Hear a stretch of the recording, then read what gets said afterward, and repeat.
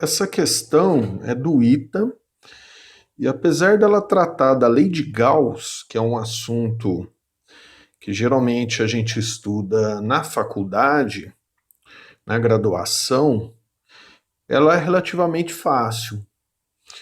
Ele fala que a gente tem um fio, eu já estou indo direto para a resolução, tá? Para não ficar muito longo.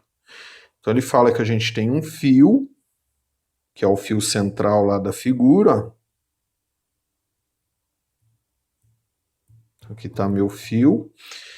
E esse fio ele tem uma densidade de carga positiva constante. Então o que quer dizer isso? É como se esse fio tivesse carregado positivamente de uma forma constante, né, uniformemente distribuído. O que isso vai criar?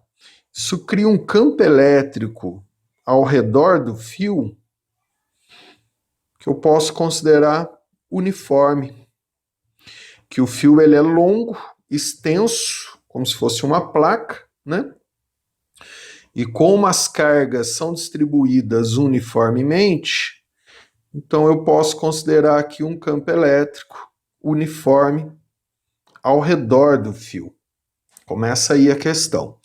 Ele está pedindo o fluxo do campo elétrico. Fluxo do campo elétrico é a quantidade de linhas de campo que atravessam cada unidade de área, né? Se a gente não estudou, se você não estudou a lei de Gauss, não precisa para resolver essa questão, dá para ter uma ideia disso que eu estou falando. Então, voltando na figura lá em cima, ó.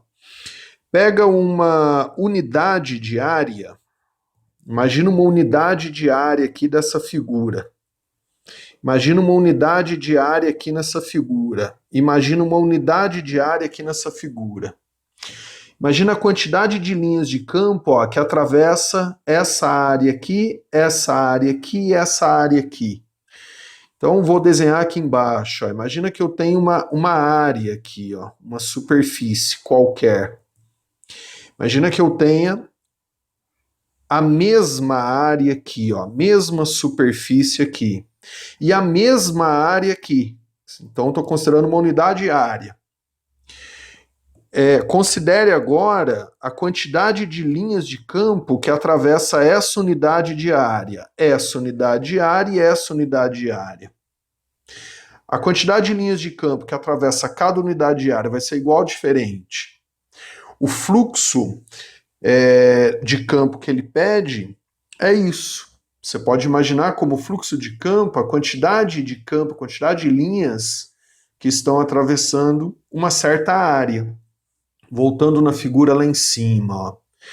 Como o comprimento do fio aqui, ó, dentro dessa superfície fechada, que é um cilindro, é igual ao comprimento do fio aqui, ó, dentro dessa superfície fechada, que é uma esfera, e que é igual ao comprimento aqui, ó, que é tudo L, que ele falou no enunciado, que é um cubo. Então, ó, a quantidade de carga interna aqui, ó, imagina a quantidade de carga interna aqui, ó, vai ser igual à quantidade de carga interna aqui, que vai ser igual à quantidade de carga interna aqui. Consequentemente, o campo que essas cargas criam, eu estou me referindo ao campo interno, né? A quantidade de carga interna de cada superfície fechada. O campo que elas criam é igual. Então, o campo criado aqui, ó, vai ser igual ao campo criado aqui, que é igual ao campo criado aqui. Então, se eu imaginar uma unidade de área em cada superfície, o campo que atravessa essa unidade de área também vai ser igual, porque as cargas internas são iguais.